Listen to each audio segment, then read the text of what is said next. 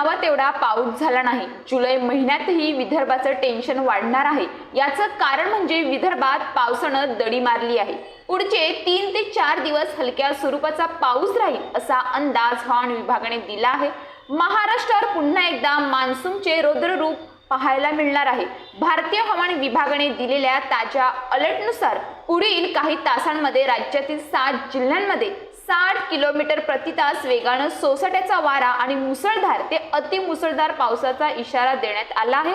हवामान विभागाच्या माहितीनुसार मुंबई, ठाणे, रायगड, रत्नागिरी, सिंधुदुर्ग, पालघर आणि पुणे घाटमाथा या 7 जिल्ह्यांमध्ये विशिष्ट 1 जुलै ते 3 जुलै दरम्यान पावसाचा जोर अधिक असणार आहे। या काळात काही ठिकाणी वाऱ्याचा वेग ताशी 50 ते 60 किलोमीटर पर्यंत पोहोचू शकतो। यामुळे समुद्रकिनारी आणि घाट माथ्यावर भूसंखलन, झाडे उन्मळणे आणि वीज पुरवठा खंडित होण्याचा धोका हवामान खात्याने व्यक्त केला आहे। कोकणातील समुद्रकिनारी भागात राहणाऱ्या नागरिकांनी आणि मासेमारी करणाऱ्या लोकांनी अत्यंत सावध राहण्याचे आवाहन करण्यात आले आहे।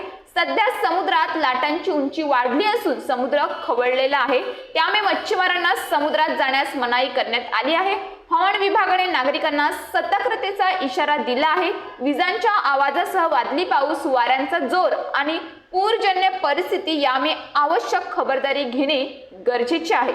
नागरिकांनी स्थानिक प्रशासनाच्या सूचना पाळाव्यात।